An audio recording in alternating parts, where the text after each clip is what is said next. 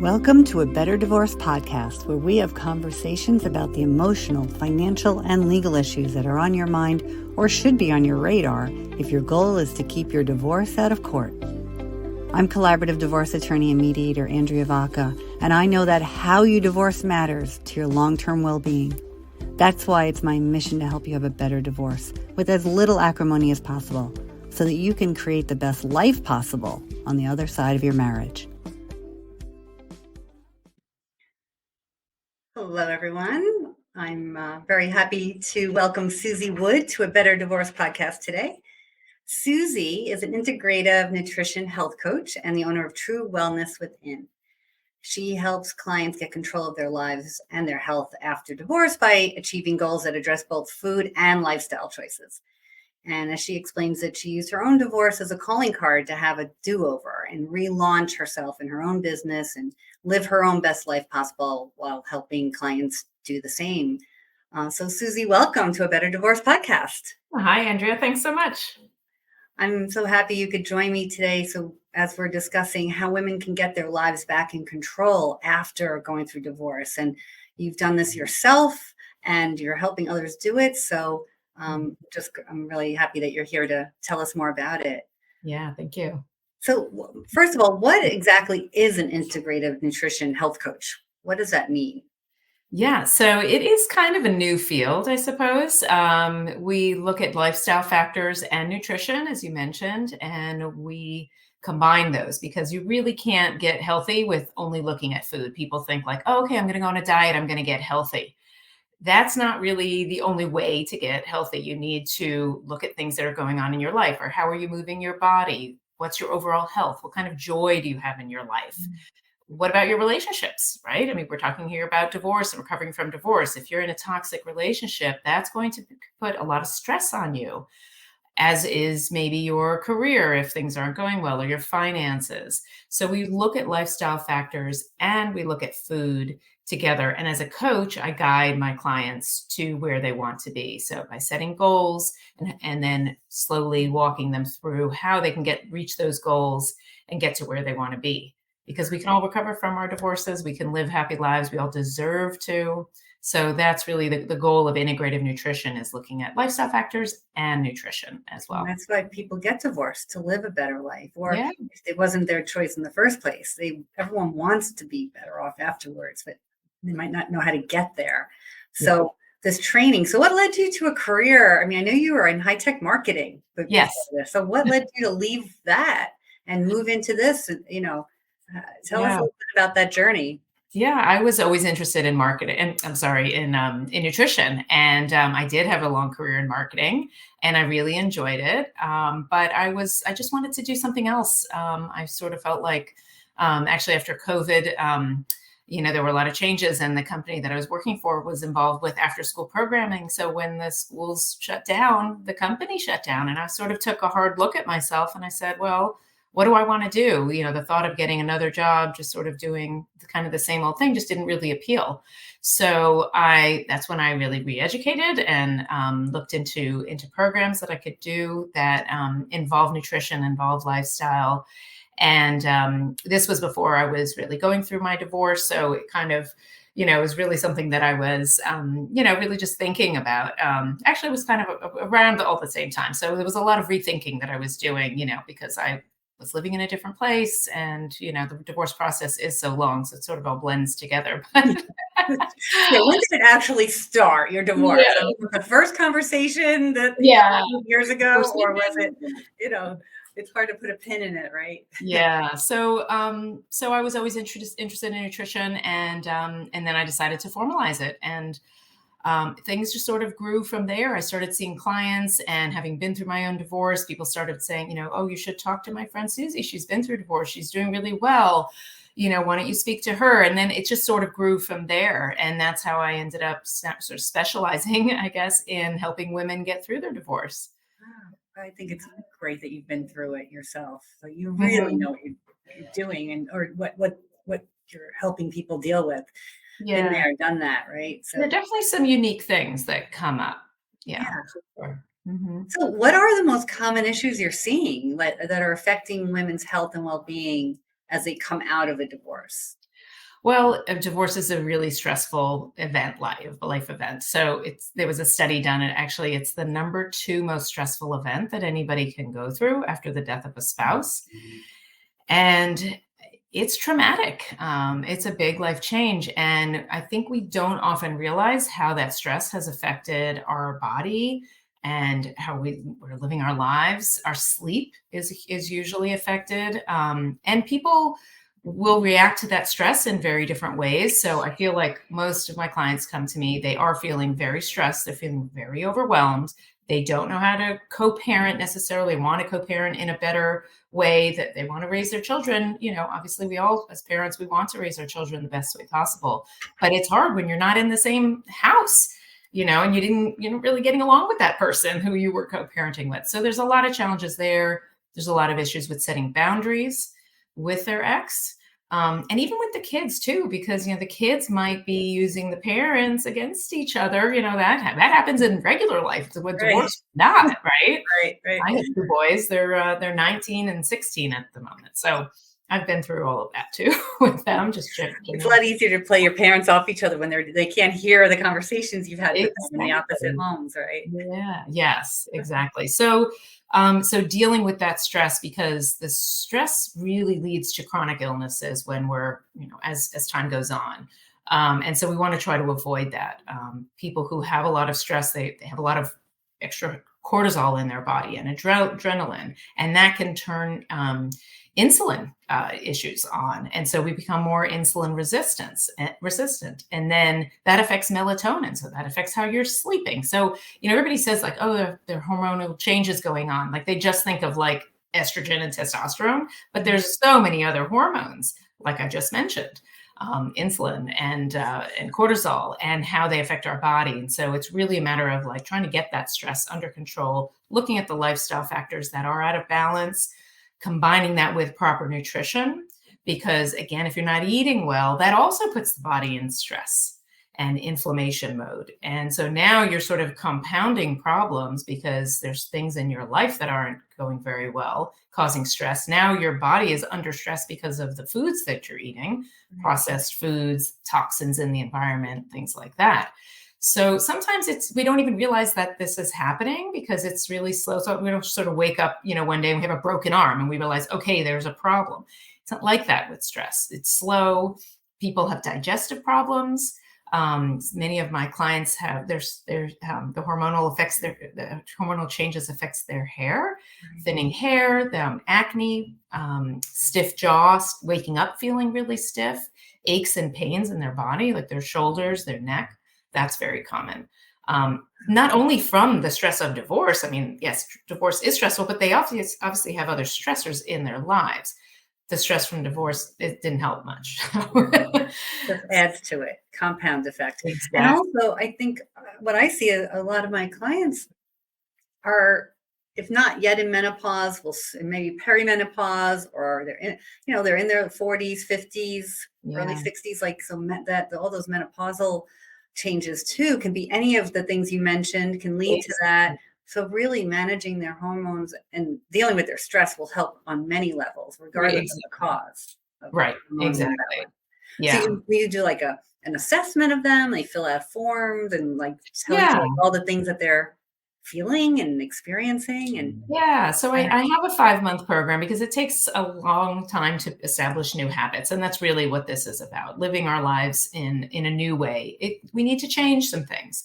So we first do a health history, so I understand where they are and if they have some illnesses or surgeries or things like that, food sensitivities as well.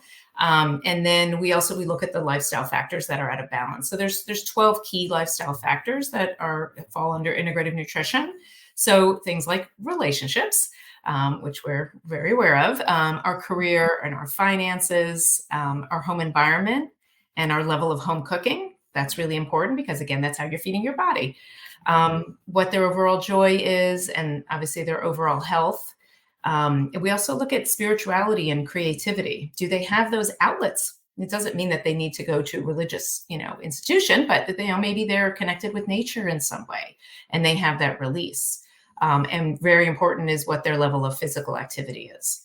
And maybe they want to re-educate like me. right? So is their education where it needs to be? Maybe they need to, improve something so that they can move up in their career.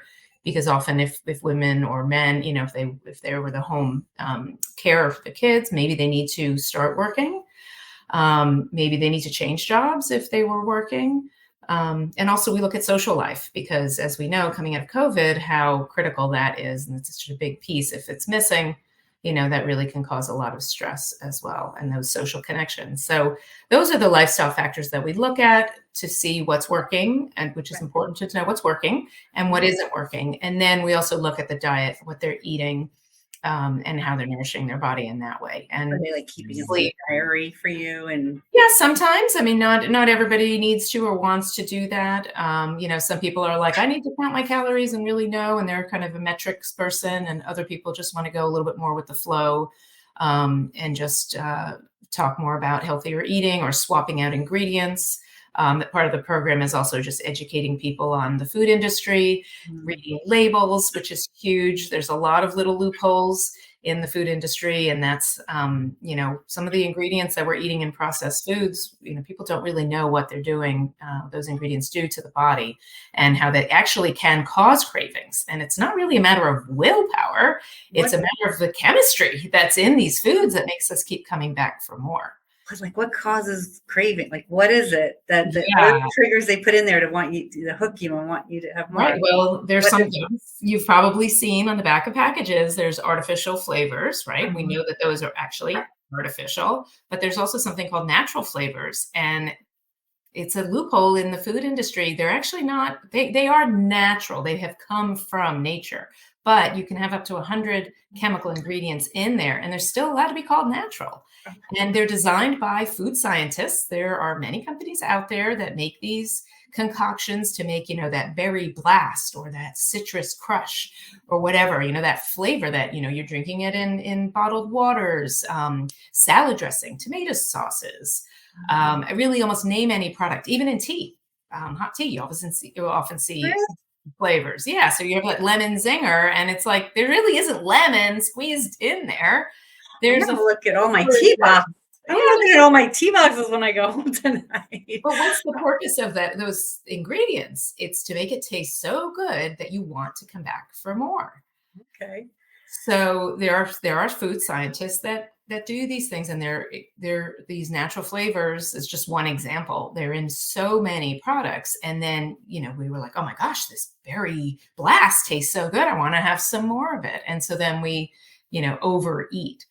And then there's also ingredients like something like fructose can actually play with your leptin resistance. And leptin is the hormone, again, another hormone that tells your brain that you're full. It's a signal that says, okay, stop eating, we're done. But if there's an interference there, your brain isn't getting that signal. So it's like, okay, eat more. And Oh, so now you have another bite, and now you have another. So, and then we can have a whole discussion on sugar and what sugar does, and consumption of sugar in the average American diet. It's really quite out of whack. Actually, if you're interested, some of the numbers are sort of somewhat recommended. Not that we need to have a recommendation of a dose of sugar, but daily amount for women is 6 teaspoons of sugar a day. For men, it's 9 teaspoons. But the average American is getting about 25 teaspoons of sugar. oh my And goodness. that's, I mean, the mocha Swiss almond latte and even the salad dressings, sauces, it's really hidden in a lot of ingredients. Right. A lot of food products that we have that, we consume on a daily basis, and we don't realize how much sugar is really in those products. And then again, that leads to insulin resistance, which leads to obesity. It can put you at risk for sleep apnea. So All you're those gonna, things it not sounds eating. like you're probably, figuring out what's working, what's not working for them, if I'm hearing this correctly. Yeah. You know, and then asking more about their lifestyle. Could that be causing some of these problems? The food, what are you eating? What are you drinking? What are you not eating or drinking? Are you Yeah. having enough water or whatever it might be? And just try Vegetables. to put the pieces of this puzzle together, and then you figure out, well, this might, if we worked on Yeah. this might have the biggest impact on helping you On feel their better. overall. Or how do you decide Yeah. like what goals to set at that? Mhm. Yeah, well, it's really up to the client is going to decide what goals they want to reach, right? It's not for me as a coach to tell them you need to be doing A, B, and C. Mhm. I don't offer like, here's the plan that you need to follow because it's got to work for them. These are lifestyle changes. This isn't just to get into the dress for, the event, next month. So these are lifestyle changes. And so we sit down after we do this assessment and we look at the goals that they want to set, and we do very specific goals that are attainable and realistic for their lifestyle. So again, there's no point in me saying, go run 5 miles a day if that they don't even like to run at all, but they happen to really like kickboxing. Okay, great. Kickboxing. Let's set up a program, let's, stay motivated and do that. And how are we going to make sure we can get you to that gym to do it, or the app at home? And so we put a plan together to have them do the activities that they don't even realize, like, I'm moving my body, but I love it so much. So it's not actually exercise. And that's the kind of the penny that needs to drop for people, that they just love walking in the woods. So like, oh, that doesn't really count as exercise. Well, yeah, it actually does. And if you love to do it, join a walking group, grab some friends and do it. Go on your own, grab your dog, and sometimes we feel so stuck, and coming out of divorce in particular, we've like come out of a tumble dryer in a way, and everything is new. We're often living in a different situation. Our finances are different. Obviously, our relationships are different. So we sort of sprinkle, the very specific topics of divorce through all of this, looking at lifestyle, looking at nutrition, and also addressing things like, how do you co-parent? How do you set boundaries? How do you raise your kids when you're the only adult around now, but half the time? Right. Like, there are just challenges that divorced people deal with in particular. So it's really putting all of that together. And I find that, setting new habits usually takes about 2 weeks. So I meet with my clients on a Zoom call every 2 weeks. And then there's lots of support and materials in between that. So I'm available on text and email. And then I send them support materials, depending on what their needs are, in between. So can you give an example of where somebody had a goal and what they needed to do was like, like they never could have figured out on their own. Like it was only like, it was like, that will help me have that. Like, are there any Yeah. stories that like people might not be thinking, like how this all works together? Yeah, so I had one client. This was so interesting. One of my early clients. So she came to see me. She had had a bariatric surgery several years ago. She was overweight. She had gained some of that weight back. She was feeling really lethargic. She had some pre-arthritic symptoms. I think she was about 52 at the time, and she had a lot of digestive problems as well. So she wanted to get off Coke Zero. That she drank Coke Zero all the time, with lunch and dinner. And she was like, I know it's not really healthy for me. I'd like to come off of that. So, great. Let's start working together. We did the assessment of her lifestyle factors and other things she was eating. And she was like, my house is a mess. Like, her home environment score was really, really low. And again, it was coming out of COVID. So she had 2 girls. Her closets were busting, out. Her kids had outgrown stuff. She didn't have like a good recycling system. So she had like all these packages. She couldn't even use her dining table because it was covered in papers and artwork that the kids were doing. She had all this stuff she wanted to donate. So she just felt like her home environment wasn't great. And she also worked from home, and her home office, she used the bed as a filing cabinet. So it was hard to find stuff. And, so there was just all this stuff. And I said, well, why don't we put a plan together to get your home environment in a better situation? And, let's do that, obviously, with doing some of the nutrition changes as well. So we reduced her soda consumption down to what she felt she could deal with. She said, okay, I'm only going to have it with lunch for a few weeks, and let's see how that goes. So that was on the soda side. But on the home improvement side, she made trip after trip to the donation center. She installed shelving. She cleared out her closets. She cleared off her dining table. And then at that point, she was like, okay, wow, I can really think about my nutrition and really kick this Coca-Cola habit. And it was that combination of her lifestyle factor of her home environment was really not working for her. And she gave up Coke Zero in the end. She has it on occasion. She's like, I don't even miss it. Oh, At all. And I'm saving all this money because I'm not buying soda. right. So that Combine was new shelving, new yeah, exactly. organizational boxes. So that That's was like a perfect situation of just, sometimes your home environment just isn't working and she didn't really see it. I mean, she saw it. She was like living with the frustration, but she just didn't have that capacity of like, okay, put the plan together. Let me actually go to the donation center. We all say we're going to do it, but do we actually do it? No. that's a Right? great Sometimes you need someone to push you in that direction, and and that's hold you really accountable and help you think it through and make a yeah, plan, and that's yeah. sometimes all people need. I I say I hold their hands and I hold them accountable at the same time. Right, right. Empathetic and the empathetic taskmaster or Yes, something. with a gentle push. So, what if it's somebody came to you with like concerns about finances, like coming out of a divorce? Because it's one of the sections things that you Mhm. mentioned of the 12 Yeah, lifestyle factors. Sometimes they have a lot of money, or they have sufficient money. They hadn't, came to an agreement, but now dealing with finances on their own. I mean, how do you help somebody with that as part of yeah. your coaching? If Yeah, I mean, it's more of setting up a program for them so that they can find, access to resources that they need. I'm not a financial planner, but I definitely have access to people who are. So it's about recognizing, what is the problem? Do they one of my clients is actually she's 72. She doesn't have a will. I put that in the financial, bucket. She right, doesn't have a will. And she's got like 5 grandkids. And so, we talked and it was something that was upsetting her. But it was a task that she just didn't want to do. It's just like one right, of those things like, it's going to be a pain, you just don't want to do. So again, it's holding her hand and mm, finding her somebody who she can go to and make that connection and just hold, did you make that phone call, right? Did you, where are we in the process, and holding her hand through that.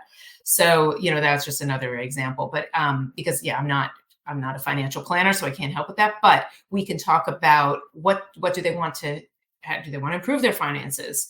Do they need to make changes? Do they have a will? Do they have life insurance? All of that kind of goes into that bucket because often I think most of my clients are women, and many women don't think of those things, or that just wasn't something that they did. And I mean, that's just the reality of it. mhm. Um, So that in all relationships, there are roles that people take on, and it's that's not right or wrong. It's just you don't need two people doing one thing. So Exactly. We all people have our find, expertise. yeah, Yeah. So like in my personal life, like my ex-husband was a CPA, and like why would I do the taxes? He's like he literally has a degree in it. right, So what, I didn't do my taxes. We got divorced and it's like, okay, well now where do I go?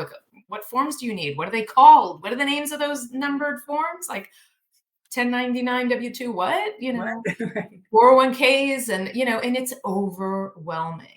It mhm. can be really overwhelming. And when something's overwhelming, you don't want to do it. You don't want to do it. It causes more stress. It makes you feel bad about yourself because you know you Yeah. should, but you're not. Here I am, an educated person, and I can't even do my taxes And or I then you eat can't more. even invest my money. And then now you snowball, and all we do is beat ourselves up. And that's a huge thing. I mean, women do it, men do it. I think women are more guilty about it. We beat ourselves up. And, again, it's changing that whole dynamic, changing that narrative, um, and just taking baby steps. So you can reach those goals, and it is possible. I found someone to do my taxes. I have a will, I have life insurance, I have all of that stuff. Did I want to do it? No. Did I want to make those phone calls? No. But you You've have to, been there. You've been there, right? you've done that. You can help. Right. And like, Because then you have that confidence, and you can move ahead, and you feel better about your position. right. So how does how do when so a woman's coming, we're talking about women today. Another episode, we'll talk about men on, at some point, but right now it's women.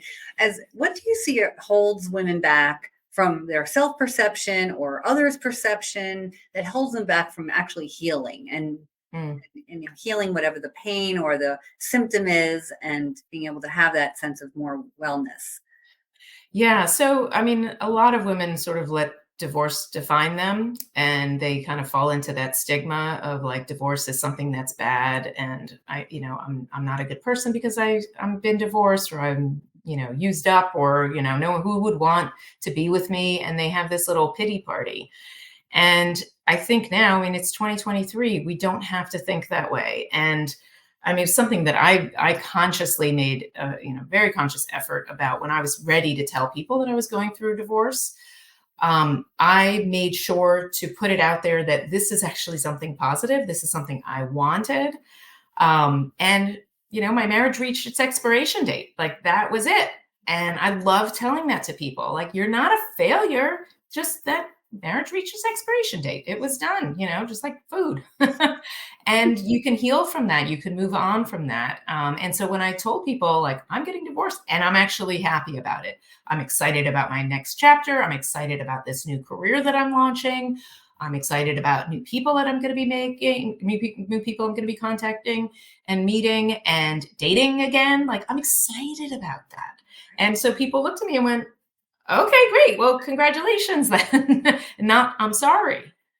Right? Because that's usually the response. And then people feel sorry for you. You start feeling sorry for yourself that you're in this situation. And I think if you change that dynamic and people see that you're putting out there a positive vibe, well, then they're going to put that positive vibe out to you. And, your vibe attracts your tribe. Oh, I love that. Your vibe attracts your tribe. That is so true. You can borrow that. I'm going to. I'm going to write it right on my wall right now. And the opposite is true, of course, because the first instinct when somebody even calls our office, it's like, they sound sad, they're getting divorced, and we have to say, I'm sorry to hear that. And even if they want it at that moment, it's hard. It's hard to say it. But on the other side of the divorce, or that you've gone through it, you can't assume how people are feeling. It could be, positive or negative, but how you want to be perceived is how others will perceive you. If you want to have the pity party, there'll be plenty of people lining up to give you that. But if you want to go out there and say, I see this as an opportunity in some way, and I can see my future, and I did all this work to have an agreement that could create this future for myself, like, let others know about that. Yes, right? absolutely. Absolutely. And most people, they do want to have another relationship at some point. So again, you have to do the work to heal and to know what you want out of another relationship. You're a lot wiser, but you want to put your best self out there and you want to feel confident.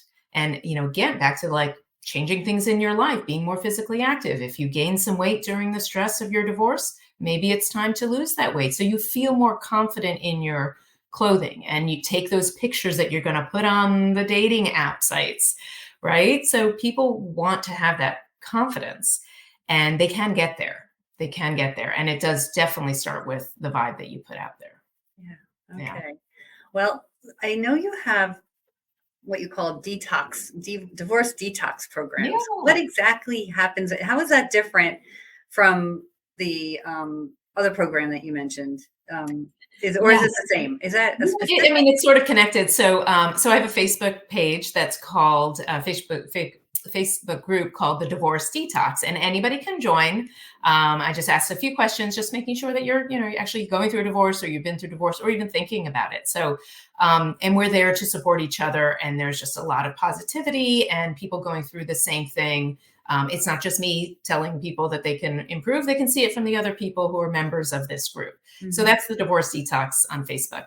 And then I have my private coaching, which is the 5-month program. Okay. That's part of True Wellness Within. That's the name of my company. And that's, private, just that's one-on-one coaching. Yeah. So again, anybody can get in touch if they really want to have that personalized touch, because obviously situations are unique.